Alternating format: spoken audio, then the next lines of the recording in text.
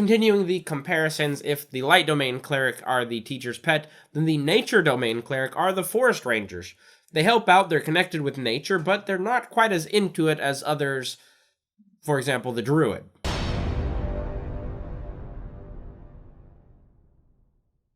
Hey fellow Game Masters, I'm Richard Quiner, and welcome back to the RPG Daily, your daily dose of all things tabletop role-playing games, helping you build your world and master your game. And today we're talking about the Nature Divine Domain Cleric. Of course, as we get into this, I want you to go leave a comment below, let me know what you think of this Divine Domain and how well you understand it.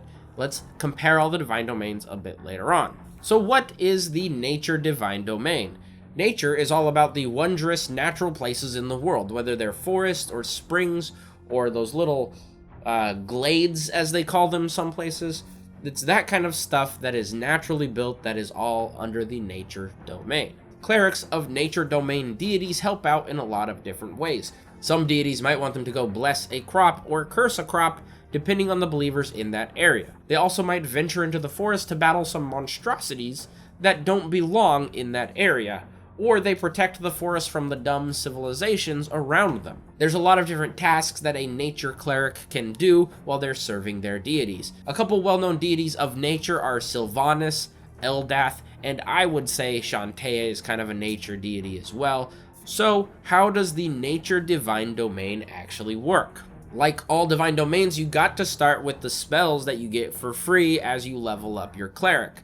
At level 1, for the nature cleric, you get Animal Friendship and Speak with Animals. I think we're going to see a theme of a lot of animal spells on this divine domain. Neither of these spells are standard cleric spells. Animal Friendship just lets you simply charm an animal to get them to like you a little more. Speak with Animals, however, lets you communicate with an animal with verbal communication, actually speaking with them. A little note to the DMs though, this is something I thought of while I was outlining this video.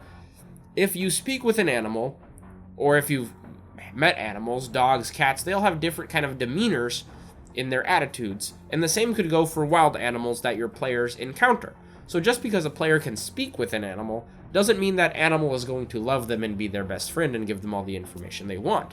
They might find a badger that they talk to, and the badger is just a grumpy badger that doesn't really want to talk to them right now, and that might make it a little more difficult for them to get the information out of that animal.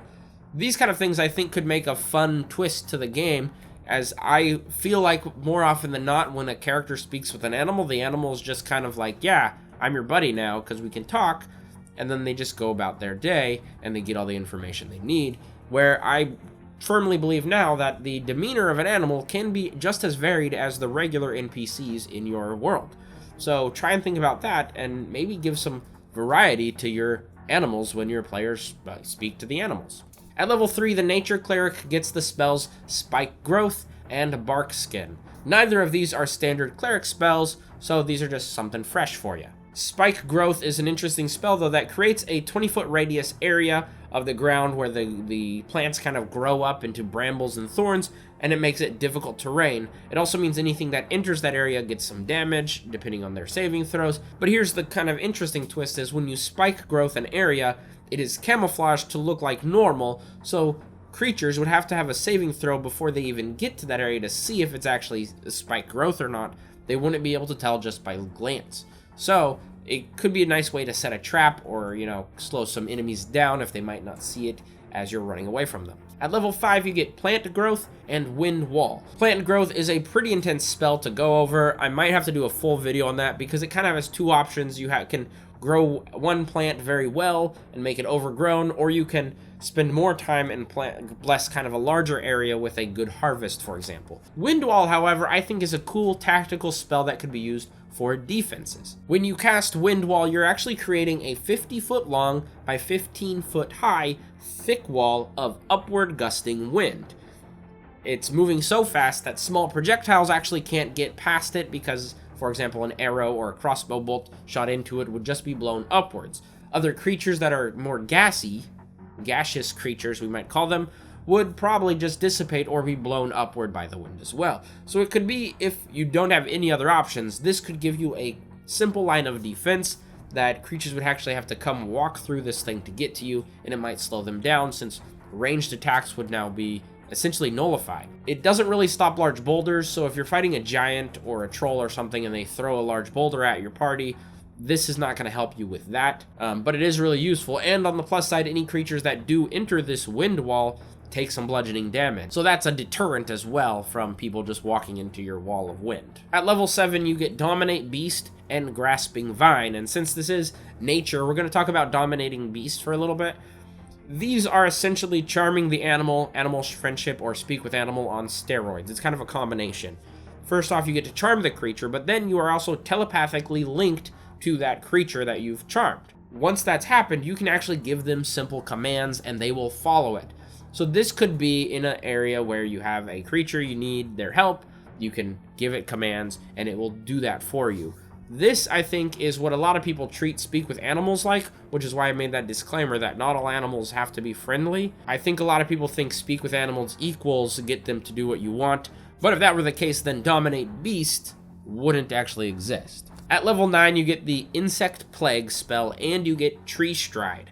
Insect Plague is a standard cleric spell that a lot of clerics get, but Tree Stride is really where it's at. It's more of a druid type spell, but this is a way to cover a long distance real fast. How this works is when you cast Tree Stride, you're able to walk into a tree. Depending on the species, you'll automatically know where the other trees of the same type are within 500 feet of the tree you are inside of. Then with a 5-foot movement, you can move to one of those other trees. Now this spell lasts about a minute. So what this also means though, is on your turns, while this spell is going, you can continue moving from one tree to another, again, automatically knowing where the other trees of this type are that you can actually move to, essentially being able to move yourself 5,000 feet, because the max range is 500 feet. After 10 rounds in 1 minute, you'll be able to move about 5,000 feet from tree to tree to tree to tree before you pop out.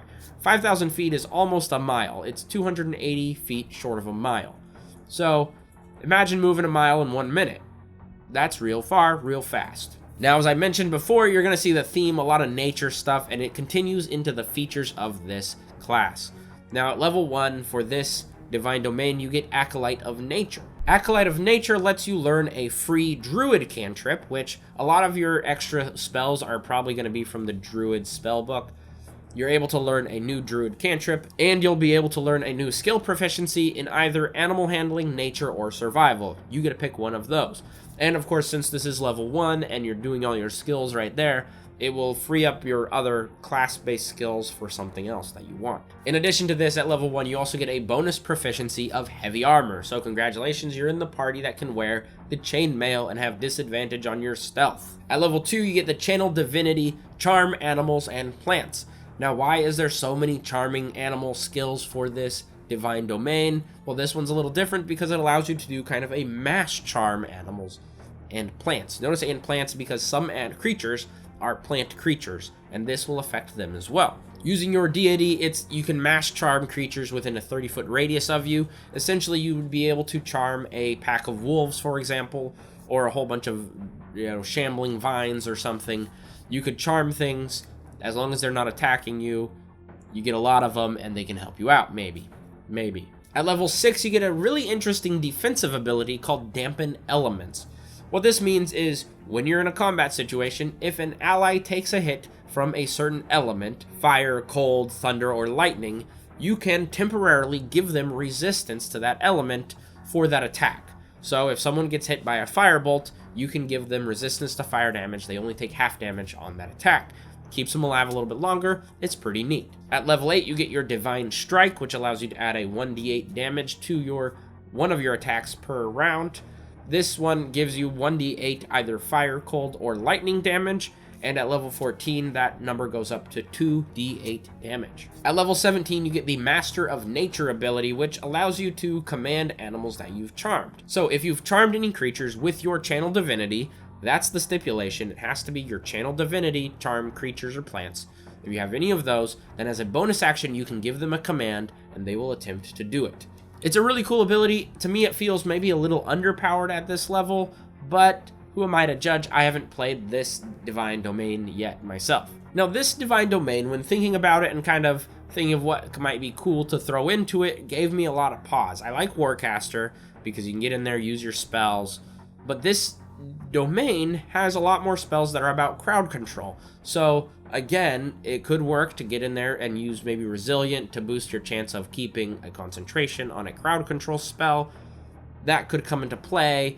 I also thought about, what if you were to build this as a Dex Cleric and make it focus on ranged attack, give it its crossbow, boost its dexterity up a little bit, maybe not take the heavy armor, but then you might be able to be like a dexterity cleric, shooting things and keeping a distance and running around. That might be an interesting way to do it. But then I thought of this feat that I found that I thought could be cool for this class, or this divine domain in particular. For this one, I thought of Ritual Caster feat. Now, Ritual Caster is an interesting one because when you pick the feat, you get to pick a class, and then you get a ritual spellbook for that class. So in this case, even though I'm Cleric, I would pick Ritual Caster and pick Druid as the class. And then I would have a Druid spellbook, for example. In that book, you'd have 2 free spells that you get that you can cast as rituals, and then you have the chance to collect more throughout your adventures. Much like a wizard can collect spells as they go throughout their adventure, this would let you collect some more Druid spells. I think that would be an interesting way to pile up on the Druid side of things, make it a little more, you're kind of learning about the nature and you're understanding things and you're learning rituals, and it could lean into a lot of the survival spells possibly. Rituals take 10 minutes to cast though, so it's not really that useful in combat situations, but I think for a flavor, that might just be an interesting way to go with this. I know that piqued my curiosity when I saw that. I think it might be fun to do. That's my thoughts on this one. Anyways, I hope you enjoyed this video about the Nature Divine Domain. I've been Richard. Thanks for watching.